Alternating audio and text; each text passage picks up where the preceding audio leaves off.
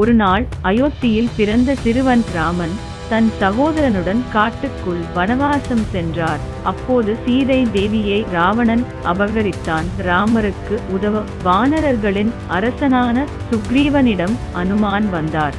அனுமான் சிந்திக்கும்போது தன் சக்தியை மறந்திருந்தார். ஜம்பவான் அவருக்கு நினைவூட்டினார். நீ சூரியனை பழுதாக நினைத்து பறித்த வாலிபன்.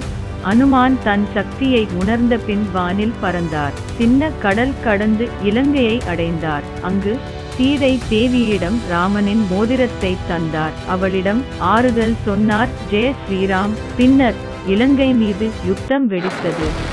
அந்த யுத்தத்தில் லட்சுமணன் பூமியில் விழுந்தார். மருந்து தேடி அனுமான் பறந்தார். மலையே தூக்கிக் கொண்டு வந்தார். காரணம் மருந்து எது என தெரியவில்லை. அனுமான் ஒரு நேர்மையான பக்தர் மட்டுமல்ல, ராமனுக்காக உயிரை கொடுக்க தயாரான தாசனும் கூட. பஞ்சமுகி அனுமான் அவதாரத்தில் அரக்கர்களை காப்பாற்ற 5 முகங்களுடன் தோன்றி தீயை ஒடுக்கும் சக்தியை காட்டினார். இன்று வரை அனுமான் கதைகள் மக்கள் மனதில் வீரத்தை நம்பிக்கையும் தூண்டும். ஜெய் ஹனுமான்.